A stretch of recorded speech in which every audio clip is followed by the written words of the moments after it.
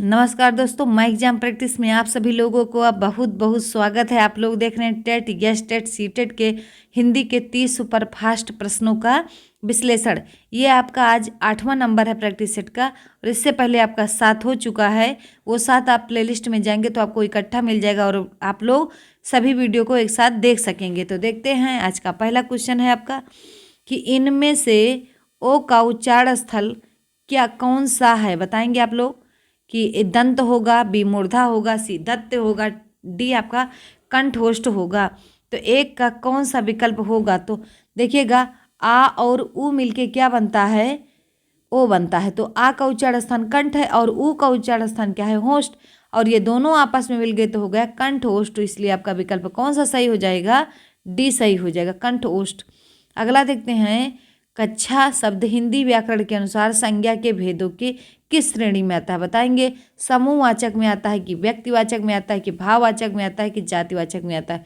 तो बताएंगे, तो ये जो कच्छा शब्द होता है आपका समूहवाचक में आता है, क्योंकि कक्षा में अकेले कोई नहीं बैठता। अगर एक लोग बैठे तो उसको कक्षा कभी नहीं कही जाएगी।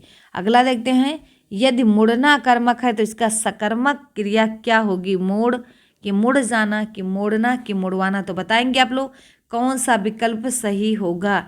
तो क्या हो जाएगा, सी मोड़ना।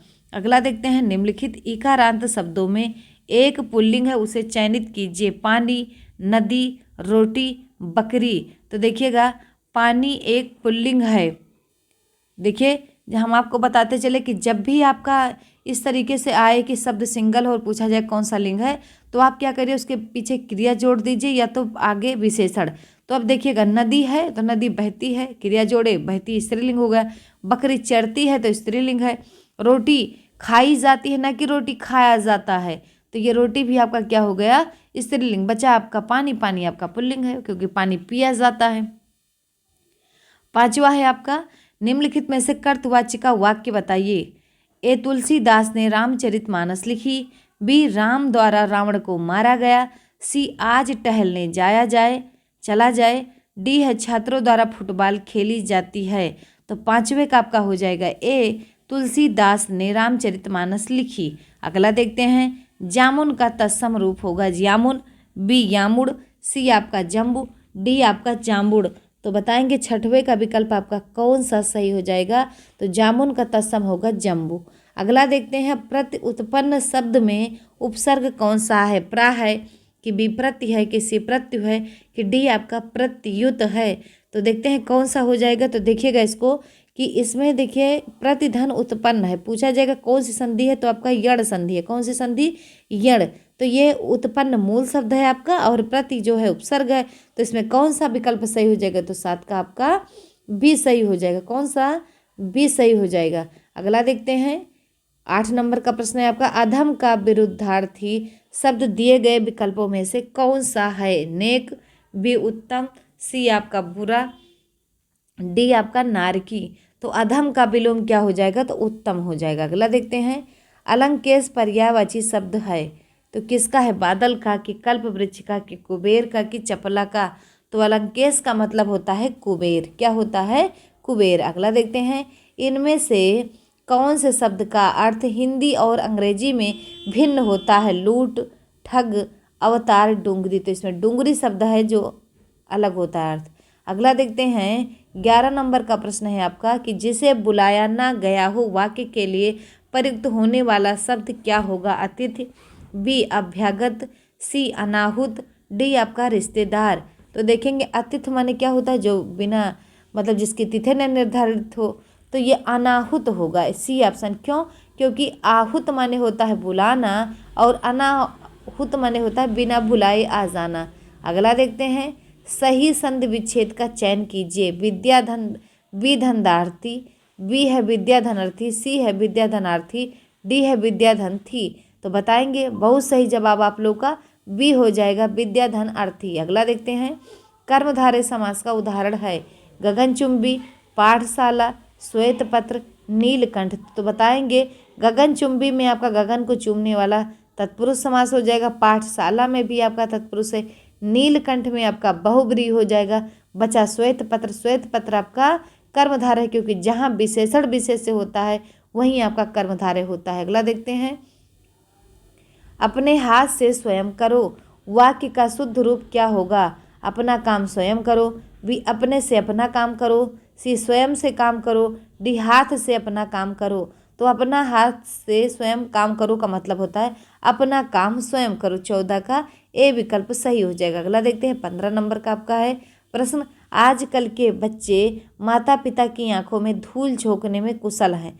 रेखांकित का अर्थ बताएंगे क्या होगा? धोखा देना, उपद्रव करना, मान न देना, घमंड दिखाना। तो धूल झोंकने का मतलब होता है धोखा देना। ए विकल्प आपका सही हो जाएगा। अगला देखते हैं, 16 नंबर का है प्रश्न आपका, अंजर पंजर ढीले करना, ए पिंजरे की मरम्मत करना, बी पिंजरा खाली करना, सी बुरी तरह मारना, डी बुरी तरह सताना। तो बताएंगे अंजर पंजर ढीले करने का मतलब होता है बुरी तरह मारना। अगला देखते हैं, दिए गए गद्यांश के आधार पर प्रश्न संख्या 17 और 18 के उत्तर दीजिए। शिक्षा को वैज्ञानिक और प्राविधिक मूलाधार देकर हमने जहाँ भौतिक परिवेश को पूर्णतः परिवर्तित कर दिया है और जीवन को अप्रत्याशित गतिशीलता दे दी है, वहाँ साहित्य, कला, धर्म और दर्शन को अपनी चेतना से बहिष्कृत कर मानव विकास को एकांगी बना दिया है। पिछली शताब्दी में विकास के सूत्र प्रकृति के हाथ से निकलकर मनुष्य के हाथ में पहुंच गए हैं, विज्ञान के हाथ में पहुंच गए हैं और इस बंद गली में पहुंचने का अर्थ मानव जाति का नाश भी हो सकता है। इसीलिए नैतिक और आत्मिक मूल्यों को साथ साथ विकसित करने की आवश्यकता है, जिससे विज्ञान हमारे लिए भस्मासुर का हाथ न बन जाए। व्यक्ति की क्षुद्रता यदि राष्ट्र की क्षुद्रता बन जाती है तो विज्ञान भस्मासुर बन जाता है। इस सत्य को प्रत्येक क्षण सामने रखकर ही अणु विस्फोटक को मानव प्रेम और लोकहित की मर्यादा दे सकेंगे। आप परिसीम भौतिक शक्तियों का स्वामी मानव आज अपने व्यक्तित्व के प्रति आस्थावान नहीं है और प्रत्येक क्षण अपने अस्तित्व के संबंध में शंकाग्रस्त रहता है। अब बताएंगे 17 का कि आज का मानव अपने व्यक्तित्व और अस्तित्व के प्रति इसलिए शंकालु है क्योंकि वह विज्ञान की विध्वंसक शक्तियों से भयभीत है, बी है उसका आत्मविश्वास लुप्त होता जा रहा है, सी है मानव ईश्वर के प्रति आस्थावान नहीं है, डी है वह सीमित भौतिक शक्तियों का स्वामी है। तो क्या हो जाएगा इसमें? वह विज्ञान की विध्वंसक शक्तियों से भयभीत है। अगला देखेंगे 18 नंबर का आपका प्रश्न है कि हमारी विज्ञानधित शिक्षा की सर्वाधिक महत्वपूर्ण देन है जीवन का एकांगी विकास, गतिशील जीवन का प्रत्यावर्तन, सी है जीवन का अपरिसीम भौतिक विकास और डी है जीवन का सर्वांगीण विकास।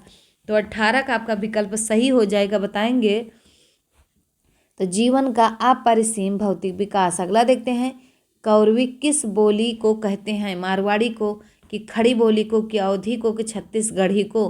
तो 19 का विकल्प आपका बी हो जाएगा, खड़ी बोली को कहते हैं। अगला देखते हैं 20 नंबर का प्रश्न है कि कबीर के प्रमुख शिष्य कौन थे? रैदास, कि धर्मदास, कि दादू, कि सुंदरदास? तो धर्मदास कबीर के प्रमुख शिष्य थे। अगला देखते हैं, अघोष वर्ण कौन से हैं? तो बताएंगे छोटा आ होगा, कि जा होगा, कि हा होगा, कि सा होगा? तो बताएंगे तो देखिएगा अघोष वर्ण जो होते हैं आपके, ये सभी वर्ग के पहला दूसरा अक्षर होता है और सभी स्वर होते हैं आपके। और क्या होता है? सभी स्वर होते हैं। और क्या होता है आपका? या, वा, रा और क्या होता है? ला होता है। इस तरीके से होता है। तो अघोष का बताएंगे आप लोग कौन सा हो जाएगा? ए ऑप्शन आपका सही हो जाएगा। अगला देखते हैं, मुझे किस प्रकार का सर्वनाम है? उत्तम पुरुष का, कि मध्यम पुरुष का, कि अन्य पुरुष का? तो मुझे शब्द जो है वो उत्तम पुरुष का है। अच्छा बताएंगे सर्वनाम वाला टॉपिक आया है तो सर्वनाम कितने प्रकार के होते हैं? तो 6। सर्वनामों की संख्या कितनी होती है? तो 11 होती है।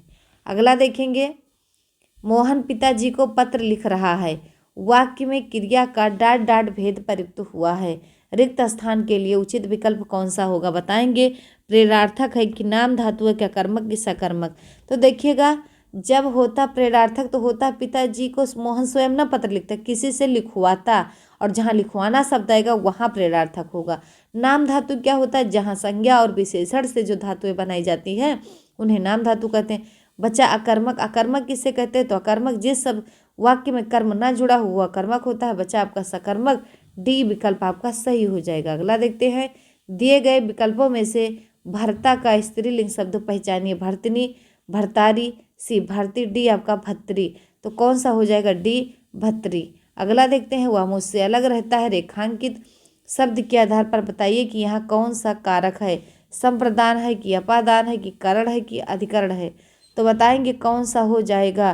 तो वह मुझसे अलग रहता है, इसमें आपका जो मुझसे शब्द है वो क्या हो जाएगा? अपादान हो जाएगा, अलग रहता है। तद्भव से तत्सम बने सही शब्द को चिन्हित कीजिए। हत्था का हाथ, रत्ता का रात, पत्ता का पत्र, नच्चा का नाच। तो कौन सा हो जाएगा? पत्ता का पत्र हो जाएगा। अगला देखते हैं, आगमन में उपसर्ग है, बड़ा आ है कि आ है कि आग है कि मन है। तो देखिएगा, जब उपसर्ग प्रत्यय की बात आती है तो आपको मूल शब्द निकाल लेना चाहिए। जैसे गमन मीन्स जाना होता है, आ लगा दिए तो आगमन मीन्स आना होता है। ये आपका है, तो इसमें ए विकल्प आपका सही हो जाएगा। उद्यम का विलोम क्या होगा? अब देखिए, पहले तो ये जानिए कि उद्यम का अर्थ क्या होता है। तो उद्यम का अर्थ होता है क्रियाशील होता है, परिश्रमी होता है, मेहनती होता है। और प्रवीण माने चतुर होता है, आलस्य माने जान रहे हैं, नीरज माने होता है कमल, नृप माने होता है राजा। तो उद्यम का विलोम क्या होगा? तो आलस्य हो जाएगा। अगला देखते हैं, समानार्थी जोड़े का अनुपयुक्त विकल्प चुनिए। उपयोगी का उपादेय इष्टकर, बी है काक का सारंग मयूर, सी है पुष्कर जलाशय ताल, डी है आपका भूमि मही धरा। तो बताएंगे समानार्थी जोड़े का अनुपयुक्त विकल्प कौन सा होगा? तो काक मीन्स कौवा होता है, ना कि सारंग और मयूर। और सबका विकल्प आपका सही है। पुष्कर का जलाशय ताल होता है, भूमि का मही धरा होता है, उपयोगी का उपादेय और इष्टकर होता है। तो अगला देखते हैं हम लोग कि निम्नलिखित में से कौन सा शब्द धात्री की जगह प्रयुक्त नहीं किया जा सकता? माता, पृथ्वी, अबला, जननी। तो देखिएगा, धात्री की जगह माता भी हो सकता है, पृथ्वी भी हो सकता है, जननी भी हो सकता है, लेकिन अबला नहीं हो सकता। इसीलिए सी विकल्प आपका सही हो जाएगा। जो अपने स्थान पर स्थिति से अलग न किया जा सके, अच्युत, अटूट, अटल, अदेय। तो कौन सा विकल्प सही हो जाएगा? तो अटल हो जाएगा, यही सही है। अगला देखते हैं, छोटा, ये इस सेशन का लास्ट क्वेश्चन है। तो वीडियो कैसी लगी कमेंट बॉक्स में ज़रूर बताइएगा। यदि छोटा या बड़ा के बाद छोटी या बड़ी आए तो दोनों मिलकर ए हो जाता है, यह स्वर संधि कहलाती है। दीर्घ स्वर संधि, वृद्धि स्वर संधि, गुण स्वर संधि और अयादि स्वर संधि। तो बताएंगे इसका कौन सा विकल्प सही होगा? तो गुण हो जाएगा। मिलते हैं अगले 30 बेहतरीन प्रश्नों के साथ। आप लोग ये जो लाइव वीडियो चल रहा है इसमें क्या करिएगा कि नीचे बताइएगा लास्ट में कि कितना क्वेश्चन आप सही कर पाए हैं और क्या कौन सा टॉपिक आपका मतलब कमज़ोर है, तो वो टॉपिक आपको पढ़ा दिया जाएगा। तो मिलते हैं अगले 30 बेहतरीन प्रश्नों के साथ। तब तक के लिए जय हिंद, जय भारत।